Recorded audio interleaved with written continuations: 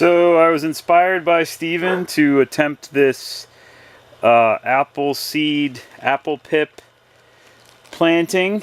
I'm gonna try and use these as seedling rootstocks instead of growing them out as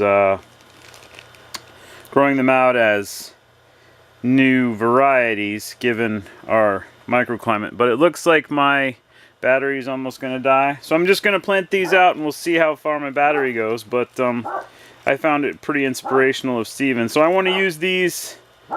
Shep, cut it out. I wanted to use these for seedling rootstocks, and I went to check on them the other day, and it was like, whoa! Everything was really jumping, but there's a ton of seeds in here, so some of them are like, this one's not as far along, so I'm just gonna plant out. So the battery died, of course, but I've got these planted. I got about 1, 2, 3, 4, 5, 6. I put 9 little rows. There's a ton of seedlings in here. I was just collecting a bunch of apple pips for a while. Shove this guy in. You know, and they were really germinating there in the fridge the other day, and I just didn't know how long. Even down in the crisper, they seemed to be just getting lankier and crazy, so I figured I needed to get them into a tray. And I actually did just, we have a lot of seedlings started here in the greenhouse, so yeah, so I'm just gonna water these in, and I don't have any water right at the moment. I gotta go get some water. I don't have the water turned on in here yet. So I have to run over to a frostless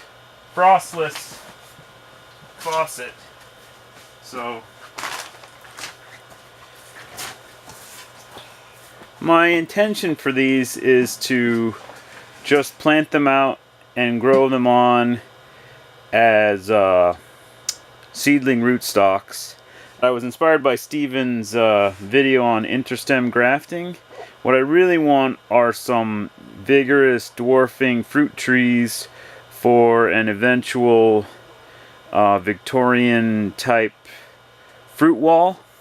We're in a frost pocket, and the apples here tend to flower and then not produce fruit because we have a very large, typically we have very late frosts that are rather harsh, and the apples tend not to produce anything most years. So I want to mess with some different methods of protected cultivation, and then I'm going to try some really late flowering varieties if I can get my hands on them. I'm hoping to buy a few heritage varieties that are really late flowering and try that as well. But this is going to be a fun thing. I've never really grown tree seedlings before. That's kind of outside of my wheelhouse. We're pretty much only annual, so this is going to be an interesting experience. Okay.